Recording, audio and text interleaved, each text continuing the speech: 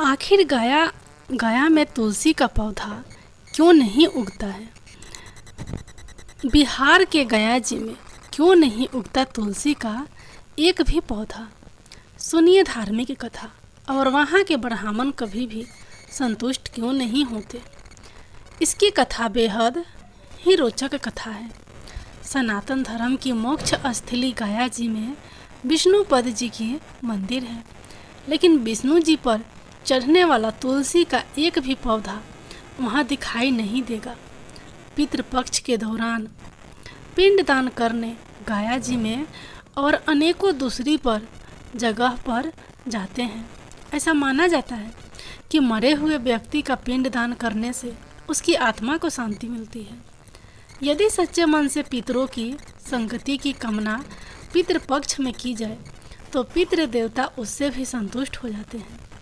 जैसा कि वायु पुराण में उल्लेखित है कि सीता जी ने श्रद्धापूर्वक बिना किसी सामग्री का प्रयोग कर मात्र रेत द्वारा दशरथ जी का पिंडदान कर उनका आशीर्वाद लिया। कहा जाता है कि गया में 5 वस्तु श्रापित है: कौवा, फल, तुलसी, ब्राह्मण व गाय। यही कारण है कि यहाँ तुलसी का एक भी पौधा उगता नहीं है।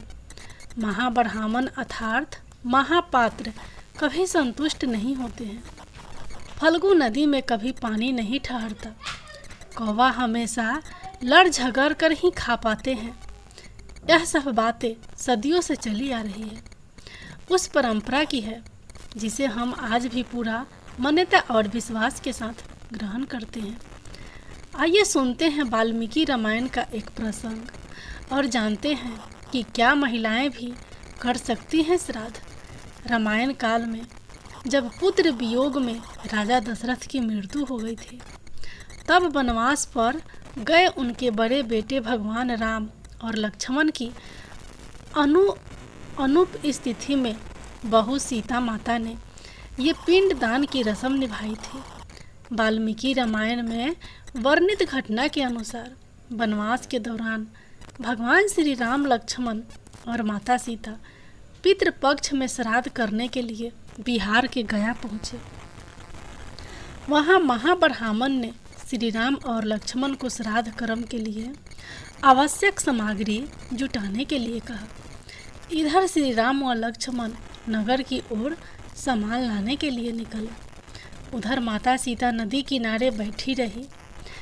इधर दशरथ की व्यग्रता बढ़ती जा रही थी। राम और लक्ष्मण नहीं लौटे थे। इसी दौरान भोग से व्याकुल दशरथ ने माता सीता से पिंड की मांग कर दी। सीता माता असमंजस में पड़ गई। सीता माता ने दशरथ की व्याकुलता को समझते हुए यह निर्णय लिया कि वह स्वयं अपने ससुर दशरथ का पिंड दान करेगी। उन्होंने फल्गु नदी के साथ साथ वट वृक्ष, क्या कौवा, तुलसी, ब्राह्मण व गाय को साक्षी मांगकर स्वर्गीय राजा दशरथ का पिंड दान विधि विधान के साथ किया। जैसे ही उन्होंने हाथ जोड़कर प्रार्थना की तो राजा दशरथ ने सीता माता का पिंड स्वीकार कर लिया। सीता माता इस बात से प्रफुल्लित हुई कि उनकी पूजा दशरथ ने स्वीकार कर ली है। श्री राम जब लौटे तो उन्होंने सीता पर विश्वास नहीं किया। वह इस बात को मानने से इनकार कर गए। उन्होंने कहा कि पिंडदान पुत्र के बिना नहीं हो सकता। इसके बाद सीता माता ने कहा कि वहाँ उपस्थित फल्गु नदी, तुलसी के पौधा, कौवा, गाय, वट वृक्ष और ब्राह्मण बाधा कर्म की गवाही दे सकते हैं। श्री राम ने जब इन सबसे पिंडदान के संबंध में पूछा तो फल्गु नदी, गाय, कौवा, तुलसी के पौधा और ब्राह्मण पांचों ने झूठ बोल दिया। सबने एक स्वर में गवाही दे दी कि सीता माता ने कोई पिंडदान नहीं किया है। लेकिन वट वृक्ष ने सत्य का साथ दिया। उसने श्री राम से कहा कि सीता माता ने सबको साक्षी मानकर विधि पूर्वक राजा दशरथ का पिंडदान किया है। 5 साक्षी के झूठ बोलने पर सीता माता ने क्रोधित होकर उन्हें आजीवन श्राप दे दिया। फल्गु नदी को श्राप दिया कि वह सिर्फ नाम की नदी रहेगी, उसमें पानी नहीं रहेगा। इसी कारण फल्गु नदी आज भी गया में सूखी है। गाय को श्राप दिया कि गाय पूजनीय होकर भी सिर्फ उसके पिछले हिस्से की पूजा की जाएगी और गाय को खाने के लिए दर बदर भटकना पड़ेगा। आज भी हिंदू धर्म में गाय के सिर्फ पिछले हिस्से की पूजा की जाती है।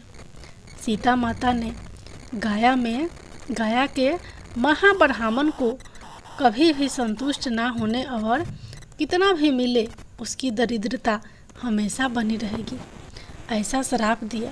इसी कारण महाब्राह्मण कभी दान दक्षिणा के बाद भी संतुष्ट नहीं होते हैं। समाज में उन्हें अछूत ब्राह्मण का दर्जा मिला हुआ है, जिसे महापातर बोलते हैं। सीता माता ने तुलसी को श्राप दिया कि वह कभी भी गाया की मिट्टी में नहीं उगेगी। यह आज तक सत्य है कि गाया की मिट्टी में तुलसी नहीं उगाया जाता है। कौवा को हमेशा लड़ झगड़ कर खाने का श्राप दिया था। कौवा आज भी खाना अकेले नहीं खाता है। सीता माता ने जहाँ इन 5 को श्राप दिया, वहीं सच बोलने पर वट वृक्ष को आशीर्वाद दिया कि उसे लंबी आयु प्राप्त होगी, वह दूसरों को छाया प्रदान करेगा। पतिव्रता स्त्री उनका स्मरण करके अपने पति के दीर्घ आयु की कामना करती है।